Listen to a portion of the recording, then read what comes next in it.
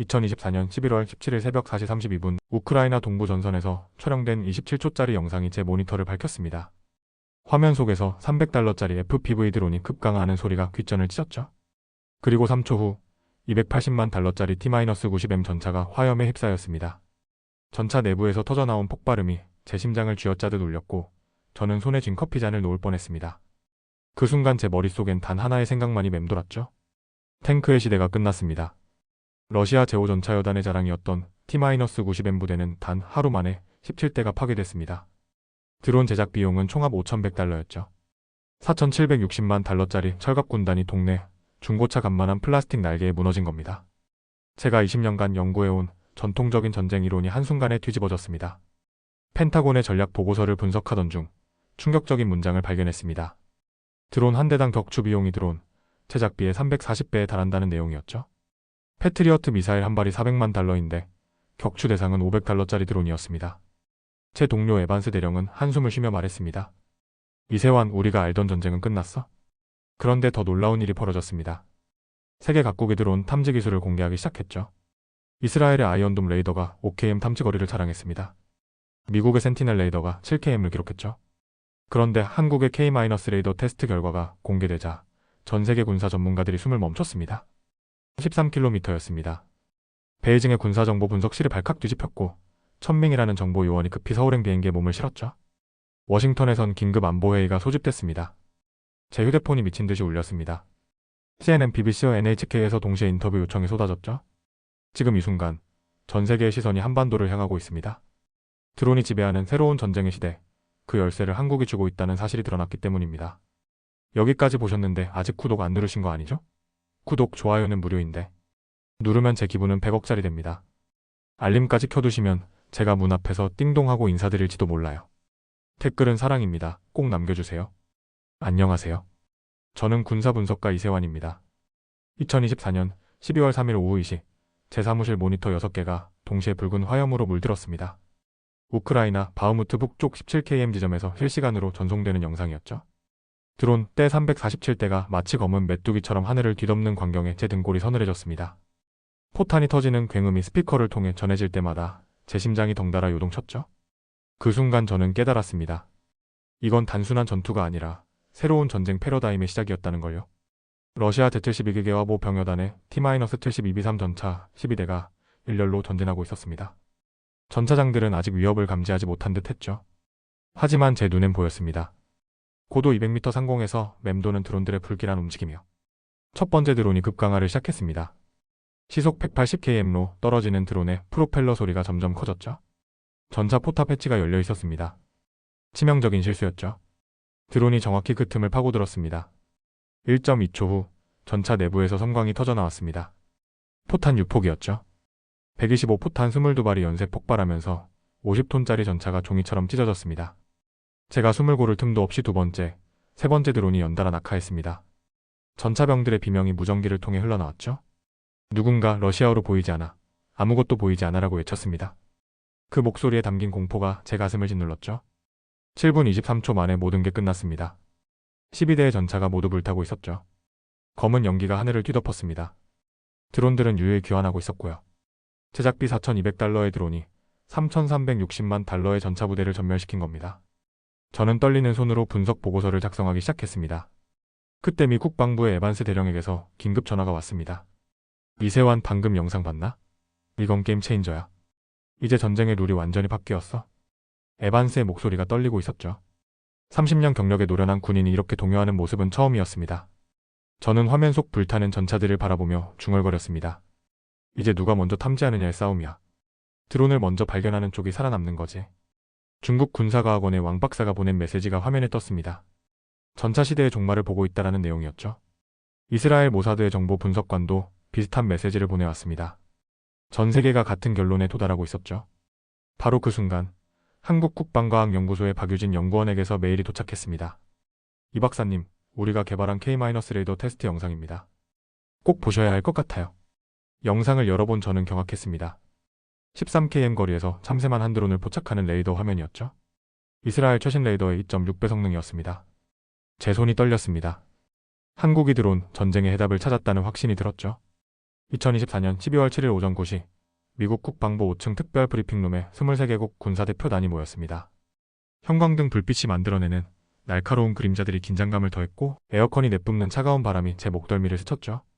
커피 향과 긴장된 땀 냄새가 뒤섞인 공기가 폐를 가득 채웠습니다. 스크린에 띄워진 숫자 하나가 방 안의 모든 시선을 빨아들였습니다. 13.2km라는 빨간색 숫자가 깜빡이고 있었죠. 제 심장이 평소보다 1.5배 빠르게 뛰기 시작했습니다. 에반스 대령이 레이저 포인터로 화면을 가리켰습니다. 이스라엘 아이언돔 레이더 5.1km, 미국 센티넬 7.3km, 프랑스 지라프 4.8km, 그리고 맨 위에 한국 K- 레이더 13.2km가 표시되어 있었죠. 침묵이 회의실을 짓눌렀습니다.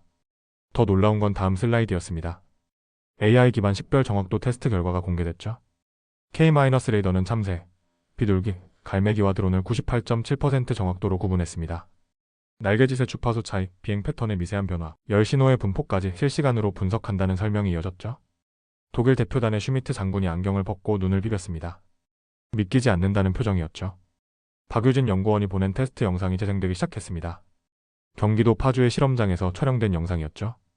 200대의 참새 크기 드론과 실제 새 500마리를 동시에 날렸습니다. K-레이더는 0.3초 만에 모든 드론을 식별했죠. 붉은 점으로 드론이, 파란 점으로 새들이 표시됐습니다. 단 4대의 드론만 놓쳤을 뿐이었죠. 중국 대표 단석에서 작은 동요가 일었습니다. 천밍이라는 이름표를 단 요원이 급히 무언가를 노트북에 타이핑하고 있었죠. 베이징으로 긴급 보고를 올리는 게 분명했습니다. 천밍의 이마에 맺힌 땀방울이 형광등 빛에 반짝였죠. 에반스 대령이 충격적인 정보를 하나 더 공개했습니다. K-레이더는 스텔스 드론도 탐지합니다. 중국제 팬텀 고스트 드론을 8.7km에서 포착했죠. 러시아 대표가 의자에서 벌떡 일어났다가 다시 앉았습니다. 팬텀 고스트는 중국이 극비리에 개발한 최신 스텔스 드론이었거든요. 저는 한국 국방과학연구소의 내부 자료를 펼쳐봤습니다. 박유진 팀이 7년간 개발한 AI 패턴 인식 알고리즘의 핵심이 담겨 있었죠. 1초에 72,000개의 데이터 포인트를 분석한다는 내용에 손이 떨렸습니다. 인간 레이더 운용병이 평생 익혀도 구분 못할 미세한 차이를 AI가 즉각 판별하는 거였죠. 일본 대표가 조심스럽게 질문했습니다. 제작 비용은 얼마나 되나요? 에반스가 답했죠. 유닛당 320만 달러입니다. 이스라엘 시스템의 절반 가격이죠. 순간 회의실이 술렁였습니다. 성능은 2.6배인데 가격은 절반이라니요. 프랑스 대표가 즉시 본국에 전화를 걸었고 독일 대표는 긴급 화상회의를 요청했죠. 저는 확신했습니다. 오늘부로 드론 방어 체계의 세계 표준이 바뀐다는 걸요. 천밍이 조용히 회의실을 빠져나가는 게 보였습니다. 휴대폰을 귀에 댄 채 빠른 걸음으로 복도를 향했죠. 중국이 움직이기 시작했다는 신호였습니다. 저는 즉시 박유진에게 경고 메시지를 보냈습니다. 조심하세요. 그들이 당신들을 주목하기 시작했어요. 2024년 12월 11일 밤 11시 47분 박유진 연구원의 긴급 전화가 제 수면을 깨웠습니다. 전화기 너머로 들려오는 거친 숨소리와 타이핑 소리가 심상치 않았죠? 형광등이 깜빡이는 소리와 함께 전자기기의 낮은 웅웅거림이 귓가를 맴돌았습니다. 박유진의 떨리는 목소리가 제 신경을 곤두세웠습니다. 이 박사님, 지금 즉시 연구소로 와주실 수 있나요? 누군가가 우리를 감시하고 있어요. 제 등골에 차가운 땀이 흘렀고 심장이 불규칙하게 뛰기 시작했죠. 서울 외곽 대전로 국방기술연구소에 도착한 시각은 자정을 넘긴 12시 23분이었습니다. 정문 경비원 3명이 평소와 달리 실탄을 장전한 K 소총을 들고 있었죠. 긴장한 표정들이 뭔가 심각한 일이 벌어지고 있음을 말해주고 있었습니다. 박유진이 저를 지하 2층 보안관제실로 안내했습니다. 모니터 32개가 벽면을 가득 채우고 있었죠. 그중 7번 모니터를 손가락으로 가리켰습니다. 어제부터 이 사람이 계속 나타나요. 새벽 2시에서 4시 사이 항상 서버실 비동 근처에서 서성거리죠. CCTV 화면 속 인물은 검은 후드티를 입고 있었습니다. 키는 대략 175cm, 왼손잡이로 추정됐죠. 걸음걸이에서 군사훈련을 받은 흔적이 보였습니다. 발뒤꿈치부터 땅에 닿는 특유의 은밀한 보행법이었죠. 제가 20년간 분석해온 각국 특수부대원들의 움직임과 흡사했습니다. 더 충격적인 건 다음 화면이었습니다. 박유진이 노트북을 열어 보안 로그를 보여줬죠. 오늘 새벽 3시 14분 누군가 우리 서버에 침투를 시도했어요. 중국 상하이를 경유한 IP였지만 실제 발신지는 서울 강남구였습니다. 화면에 빨간색으로 표시된 침투 시도가 1247회나 기록되어 있었죠. 제가 보안 영상을 다시 분석하던 중 이상한 점을 발견했습니다.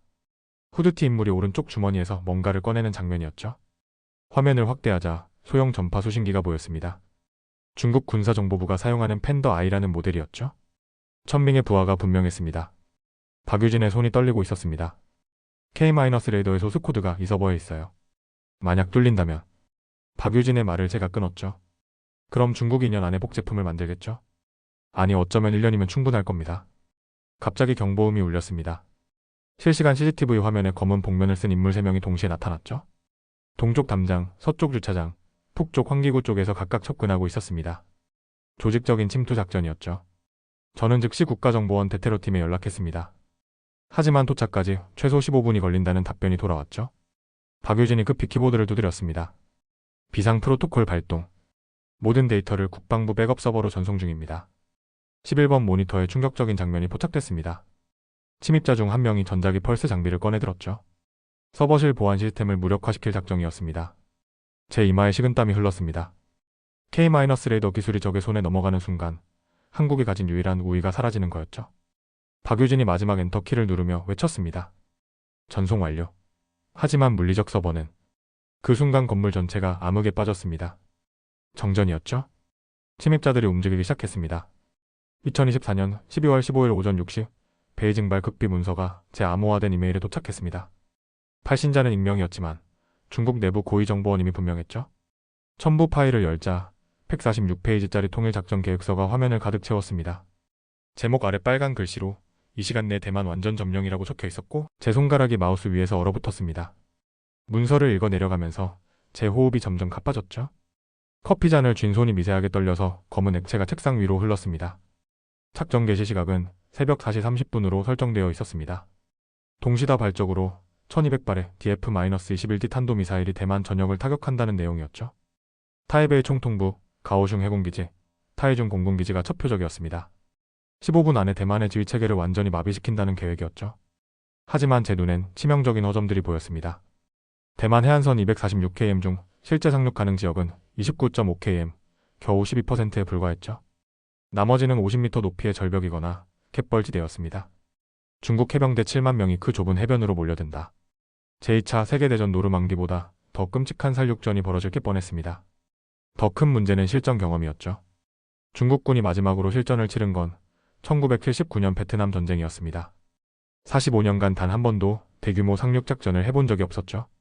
반면 대만군은 매년 한미연합훈련에 참관하며 최신 전술을 익혀왔습니다. 제가 시뮬레이션 프로그램을 돌려봤습니다. 중국 공수부대 세계사단이 타이베이 공항에 강화하는 시나리오였죠. 결과는 참담했습니다. 대만의 스카이보우 3미사일이 수송기의 70%를 격추시켰고 살아서 착륙한 병력도 공항 주변에 배치된 대만 제육군단에 의해 4시간 만에 전멸했습니다. 천밍에게서 전화가 왔습니다. 위세환 박사, 그 문서 보셨습니까? 우리의 계획을 어떻게 평가하시죠? 또 도발적인 질문이었습니다. 저는 차분히 대답했죠. 이 시간 만에 끝낸다고요? 그건 전쟁이 아니라 자살행위입니다. 제가 이어서 말했습니다. 대만에어 폭 180km를 건너는 동한 미제 7함대의 버지니아급 잠수함 4척이 가만히 있을까요? 일본 오키나와의 F-35 전투기 48대가 구경만 하고 있을까요? 천밍의 침묵이 길어졌습니다. 중국 전략본부가 간과한 가장 큰 변수는 민간인들이었습니다. 대만 예비군 165만 명이 즉시 동원 가능했죠. 18세에서 36세 남성의 94%가 군사훈련을 받았습니다. 집집마다 소총이 있고 동네마다 방공호가 있었죠. 2300만 인구 전체가 저항군이 되는 순간 그건 이 시간이 아니라 2년도 부족한 전쟁이 됩니다. 제가 보고서 마지막 페이지에 도달했을 때 소름 돋는 문장을 발견했습니다. 한반도 미군 전력이 대만으로 이동할 경우 북한과의 공동작전 검토 필요? 중국이 한반도까지 전쟁에 끌어들일 생각이었던 겁니다. 저는 즉시 한국 합참에 긴급 보고서를 올렸습니다. 중국의 대만 침공은 실패할 겁니다. 하지만 그들이 한반도를 희생양으로 삼을 가능성이 있습니다. K-레이더 기술 보완을 최우선으로 해야 합니다. 창밖으로 서울의 아침 해가 떠오르고 있었습니다. 평화로워 보이는 도시 풍경이 언제 전쟁터로 변할지 모른다는 생각에 제 가슴이 먹먹해졌죠. 2024년 12월 18일 오전 3시 27분 제 위성전화가 날카로운 벨소리로 울렸습니다. 미 중부사령부 정보 분석관의 다급한 목소리가 들려왔죠. 위세환 박사님, 지금 즉시 CNN을 켜보세요. B- 스피릿이 방금이란 나탄즈를 폭격했습니다. 리모컨을 잡은 제 손이 떨렸고 TV 화면에서 뿜어져 나오는 푸른빛이 어두운 방을 가득 채웠습니다. 폭발 섬광이 위성 화면을 하얗게 물들일 때마다 제 동공이 수축했죠. 그런데 더 충격적인 사실은 따로 있었습니다. B-2가 중국 영공 1200km를 관통했는데 중국이 전혀 감지하지 못했다는 거였죠. 베이징 중앙군사위원회 지하 벙커는 아수라장이 되어 있었습니다. 제 중국 내부 정보원이 보낸 영상에는 격노한 장성들의 고함 소리가 담겨 있었죠. 회의실 중앙 스크린에는 B-2의 비행 경로가 빨간 선으로 그어져 있었습니다. 신장 위구르를 지나 칭하이성 상공을 통과했는데 단 한 대의 레이더도 포착하지 못했죠. 천밍이 제게 직접 전화를 걸어왔습니다. 평소의 오만함은 사라지고 떨리는 목소리만 남아있었죠. 이 박사님, 어떻게 이런 일이? 우리의 HQ-9 방공망은 완벽했는데. 저는 차갑게 대답했습니다. 스텔스 기술 앞에서 당신들의 레이더는 장님이었던 거죠. 중국이 자랑하던 만리장성 방공망의 실체가 드러났습니다. 500개의 레이더 기지, 1200개의 지대공 미사일 포대가 무용지물이었죠. B-의 한 대가 마치 유령처럼 그들의 하늘을 누볐습니다. 제가 입수한 중국군 내부 보고서는 더 처참했습니다. 적 스텔스기 탐지 확률 3.7%라는 문구가 빨간 글씨로 강조되어 있었죠. 더 굴욕적인 건 타이밍이었습니다. B-2가 중국 영공을 통과한 시각, 시진핑 주석은 철통 같은 국방을 자랑하는 연설을 하고 있었죠. 연설이 끝나고 10분 후에야 B-의 통과 사실을 보고받았습니다. 천밍의 상관인 유 소장은 그 자리에서 해임됐죠. 제가 기술 분석을 해보니 더 심각한 문제가 드러났습니다. 중국의 최신 퀀텀 레이더도 B-1을 놓쳤다는 거였죠. 100억 위안을 투자한 프로젝트가 완전히 실패한 겁니다. 레이더 주파수가 미국의 전자전 장비에 완벽히 교란당했죠. 중국이 10년간 개발한 기술이 단 1초 만에 무력화된 겁니다. 베이징의 한 고위 소식통이 제게 충격적인 영상을 보내왔습니다. 천밍이 회의실에서 보고서를 찢어버리는 장면이었죠. 우린 아무것도 못 봤다고? 1조 위안짜리 방공망이 2억 달러짜리 폭격기 한 대를 못 봤다는 거야? 천밍의 외침이 폭도까지 울려 퍼졌습니다. 이 사건은 대만 침공 계획에도 직격탄을 날렸습니다. 미국이 B-2와 B-21 레이더 폭격기를 투입하면 중국 함대가 대만 해협을 건너기도 전에 전멸할 수 있다는 분석이 나왔죠. 중국 해군 사령부는 긴급히 작전 계획을 수정하기 시작했습니다. 그런데 아이러니한 반전이 있었습니다. 한국의 K-레이더는 B-1을 탐지할 수 있다는 시뮬레이션 결과가 나온 거였죠. AI가 스텔스계 미세한 대기 교란을 감지하는 방식이었습니다. 박유진이 보낸 데이터를 보고 저는 확신했습니다. K-레이더가 세계 최강이라는 걸요. 중국이 한국 기술을 더욱 갈망하게 된 계기였습니다. 천밍은 상부로부터 새로운 임무를 받았죠. 무슨 수를 써서라도 K-레이더 기술을 입수하라. 한반도를 둘러싼 그림자, 전쟁이 본격화되는 순간이었습니다. 2024년 12월 20일 새벽 5시 15분 오산 공군기지에서 긴급 전송된 영상이 제 노트북 화면을 파랗게 물들였습니다.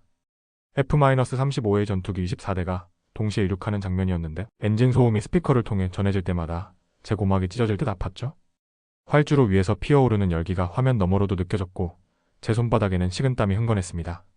미 제7공군 소속 전투기들이 한반도를 떠나는 순간이었습니다. 목적지는 일본 오키나와, 최종 목표는 대만 해협이었죠. 제 가슴 한편이 텅 빈 것처럼 공허해졌습니다. 평택 주한미군 기지의 실시간 위성 화면을 확인한 저는 숨이 막혔습니다. 스트라이커 장갑차 87대가 부산항으로 향하고 있었죠. 제1사단 전투여단 병력 4,200명도 함께 이동 중이었습니다. 한미동맹 70년 역사상 이렇게 대규모로 전력이 빠져나간 건 처음이었죠. 더 충격적인 건 북한의 움직임이었습니다. 국정원이 보내온 첩보 위성 사진을 확대해보니 원산 갈마 비행장에 미그-29 전투기 36대가 집결해 있었죠. 평소엔 경납고에 숨어있던 전투기들이 활주로에 노골적으로 전시되어 있었습니다. 도발적인 무력 시위였죠. 북한도 미군 전력 공백을 간파한 겁니다. 에반스 대령이 화상통화로 상황을 설명했습니다. 위세환, 미안하게 됐네. 하지만 중국이 대만을 건드리면 우린 개입해야 해. 한반도는 잠시 스스로 버텨야 할 거야. 에반스의 목소리에 담긴 미안함이 제 마음을 더 무겁게 했죠. 한국 합참의 긴급회의가 소집됐습니다. 제가 브리핑을 시작했을 때 장성들의 얼굴이 하나같이 굳어 있었죠. 현재 주한미군 전력의 42%가 대만 위기에 대비해 재배치됐습니다. 특히 핵심 전력인 F-35와 패트리어트 포대가 빠졌죠. 회의실에 무거운 침묵이 흘렀습니다. 참모총장이 물었습니다. 북한이 도발한다면? 저는 솔직히 답했죠. 초기 48시간이 관건입니다. K-레이더로 북한 드론을 막을 수는 있지만 재래식 포격까지 막기엔 역부족이죠. 그때 충격적인 소식이 전해졌습니다. 중국 선양군구 소속 J-20 스텔스 전투기 18대가 북한 국경 근처로 이동했다는 거였죠. 명목상 연합훈련이었지만 한국을 압박하는 의도가 명백했습니다. 천밍이 보낸 메시지가 제 휴대폰에 떴죠. 이제 한반도의 균형이 바뀌었습니다. K-레이더 기술 재고해보시는 게 어떻습니까? 저는 속으로 중얼거렸습니다. 이제 북한이 웃고 있겠군. 미군의 빈자리를 누가 채우지? 하지만 답은 이미 알고 있었죠. 우리 스스로 해야 한다는 걸요. 박유진에게서 긴급 전화가 왔습니다. 이 박사님, K-레이더 양산을 6개월 앞당기기로 했어요. 그리고 박유진이 잠시 말을 멈췄다가 이어갔죠. AI 자율 대응 시스템을 가동하기로 했습니다. 인간 개입 없이도 드론을 격추할 수 있는 시스템이에요. 저는 창밖을 바라봤습니다. 서울 하늘은 평온해 보였지만 보이지 않는 긴장이 공기를 가득 채우고 있었죠. 한반도는 이제 홀로 서야 할 시험대에 올랐습니다. 하지만 K-레이더라는 비장의 무기가 있었죠. 문제는 과연 그것만으로 충분할까 하는 거였습니다. 2024년 12월 26일 오후 4시 32분 경기도 파주 통일대교 북쪽 시험장에서 역사적인 순간이 시작됐습니다. 영하 12도의 칼바람이 제 뺨을 핥혔고 콘크리트 벙커 안에서 울려 퍼지는 기계음이 심장박동처럼 규칙적으로 들려왔죠. 박유진이 컨트롤 패널의 빨간 버튼에 손을 올린 순간 제 숨이 멎는 듯 했습니다. 모니터 47개가 동시에 켜지면서 뿜어내는 청백색 빛이 어두운 벙커를 대낮처럼 밝혔고 전자기파 측정기에 바늘이 미친 듯이 춤을 췄죠. K-레이더 최종 실전 테스트 코드명 천리안이 시작되는 순간이었습니다. 박유진이 마이크에 대고 외쳤습니다. 1단계 시작. 생체 드론 500대, 참새떼 2000마리 동시 방출. 하늘이 순식간에 검은 점들로 뒤덮였죠. 참새들의 지저귐과 드론, 프로펠러 소리가 뒤섞여 기괴한 교향곡을 만들어냈습니다. K-레이더 AI가 작동하기 시작했습니다. 0.7초 만에 첫 분석이 완료됐죠. 메인 스크린에 파란 점과 빨간 점이 명확히 분리되어 나타났습니다. 파란 점은 참새, 빨간 점은 드론이었죠. 정확도 99.3%였습니다. 하지만 이건 시작에 불과했죠. 박유진이 2단계 명령을 내렸습니다. 초미세 드론 100대 추가 투입. 크기 2.3cm, 중국제 말벌 모델입니다. 육안으로는 전혀 보이지 않는 크기였죠. 기존 레이더로는 절대 탐지 불가능한 목표물이었습니다. 그런데 놀라운 일이 벌어졌습니다. K-레이더 AI가 갑자기 경보음을 울렸죠. 미확인 비행 패턴 감지. 분석 중. 인공비행체 확률 97.8%. AI가 스스로 학습하고 판단한 거였습니다. 말벌 드론 100대 중 97대를 정확히 포착했죠. 더 충격적인 건 AI 예측 능력이었습니다. 3번 드론 7초 후 배터리 방전으로 추락 예상. 정확히 7.2초 후 3번 드론이 나선형을 그리며 떨어졌죠. AI가 미세한 속도 변화와 고도 하락률을 분석해 배터리 상태까지 파악한 겁니다. 미 국방부에서 파견된 기술검증단의 제임스 박사가 벌떡 일어났습니다. 이건 불가능해. 어떻게 AI가 드론의 배터리 잔량까지 예측하지? 박유진이 차분히 설명했죠. 7년간 축적한 1200만 개의 비행 데이터를 딥러닝으로 학습시켰습니다. 이제 K-레이더는 단순히 보는 게 아니라 해야 합니다. 3단계는 극한 테스트였습니다. 스텔스 코팅된 군사용 드론, 새 모양으로 위장한 생체 모방 드론, 심지어 나비처럼 불규칙하게 비행하는 특수 드론까지 동시에 투입했죠. K-레이더의 36개 프로세서가 최대 출력으로 가동되기 시작했습니다. 15초 후 결과가 나왔습니다. 탐지율 98.9%, 오인율 0.3%. 세계 최고 수준이었죠. 더 놀라운 건 AI의 코멘트였습니다. 17번 목표물, 중국제 팬텀 고스트 최신 버전으로 추정. 스텔스 도료 패턴 분석 결과 3개월 이내 생산품. 천명이 보낸 요원이 시험장 EKM 밖에서 망원경으로 지켜보고 있다는 정보가 들어왔습니다. 하지만 이미 늦었죠. K-레이더는 완성됐고 대한민국은 드론 전쟁 시대의 절대적 우위를 확보했습니다. 박유진이 감격에 겨운 목소리로 말했습니다. 이건 더 이상 방어가 아닙니다. 지능이에요. 살아있는 전장의 눈입니다. 저는 확신했습니다. K-레이더가 한반도뿐 아니라 전 세계 군사 균형을 바꿀 거라는 걸요. 2025년 1월 1일 오전 10시 청와대 지하 국가안보상황실의 메인 스크린에 세계지도가 펼쳐졌습니다. 붉은 점들이 한반도를 중심으로 빼곡히 찍혀 있었는데 각국이 보낸 정보 요원과 기술 스파이들의 위치였죠. 형광등 아래서 반짝이는 금속 테이블에 제 손가락이 닿자 차가운 감촉이 척추를 타고 올라왔고 에어컨에서 나오는 건조한 바람이 제 목을 바싹 마르게 했습니다. 대통령 안보특보가 무거운 목소리로 말했죠. 이세환 박사님, 지난 72시간 동안 17개국에서 K-레이더 기술 이전을 요청했습니다. 미국은 공동 개발권을, 중국은 100억 달러 구매를, 러시아는 에너지 자원 50년 독점 공급을 제시했죠. 제 심장이 불규칙하게 뛰기 시작했습니다. 박유진이 옆에서 태블릿을 들어보였습니다. 어제 자정 K-레이더가 특이한 신호를 포착했어요. 동해상공 42km, 성층권에서 움직이는 물체였죠. 화면을 확대하자 믿기 힘든 광경이 나타났습니다. 중국의 극초음속 정찰 드론이었죠. 마하 5의 속도로 한반도를 관찰하고 있었습니다. 하지만 K-레이더는 그것마저 놓치지 않았습니다. AI가 대기 분자의 미세한 교란을 감지했어요. 극초음속 비행체가 만드는 플라즈마 흔적을 추적한 거죠. 박유진의 설명에 안보특보의 눈이 커졌습니다. 이건 당초 설계 사양을 뛰어넘는 성능이었거든요. 갑자기 경보음이 울렸습니다. K-레이더가 동시다발적 침투를 감지한 거였죠. 동해에서 러시아 드론 73대, 서해에서 중국 드론 156대, 그리고 충격적이게도 남해에서 정체불명 드론 45대가 접근하고 있었습니다. 한반도가 거대한 드론 실험장이 된 것 같았죠. 제가 즉시 분석을 시작했습니다. 이건 우연이 아닙니다. 3국이 동시에 K-레이더의 한계를 시험하는 거예요. 하지만 다음 순간 모두가 숨을 멈췄습니다. K-레이더의 AI가 스스로 대응 프로토콜을 작동시켰거든요. 적대적 의도 확인, 자율 방어 모드 전환. 순간 한국군의 대드론 요격 시스템이 일제히 가동됐습니다. 레이저 무기, 전자기 펄스, 그물 발사기가 완벽한 조화를 이루며 작동했죠. 37초 만에 274대의 드론이 모두 무력화됐습니다. 미국 합참의장이 화상통화로 급히 연결됐습니다. 도대체 무슨 일이 벌어진 겁니까? K-레이더가 혼자서 방어작전을 수행했다고요? 또 박유진이 차분히 답했죠. AI가 진화했습니다. 이제 단순히 탐지하는 게 아니라 위협을 평가하고 최적의 대응을 결정합니다. 천명의 마지막 메시지가 제 휴대폰에 도착했습니다. 한국이 판도라의 상자를 열었다. 이제 전쟁은 인간이 아닌 AI가 결정한다. 하지만 저는 달리 생각했죠. 우리는 상자를 연 게 아니라 미래를 선점한 겁니다. 박유진이 메인 스크린을 가리키며 말했습니다. 보이시죠? 움직이는 모든 것들이 다 보입니다. 이제 전장은 우리가 봅니다. 그 누구도 한반도의 하늘을 함부로 넘볼 수 없어요. 저는 창밖을 바라봤습니다. 서울의 하늘은 고요했지만 그 침묵 속에서 K-레이더가 모든 것을 지켜보고 있었죠. 드론 전쟁의 시대, 대한민국은 가장 밝은 눈을 가지게 됐습니다. 여기까지 보셨는데 아직 구독 안 누르신 거 아니죠? 구독, 좋아요는 무료인데 누르면 제 기분은 100억짜리 됩니다. 알림까지 켜두시면 제가 문 앞에서 띵동하고 인사드릴지도 몰라요. 댓글은 사랑입니다. 꼭 남겨주세요.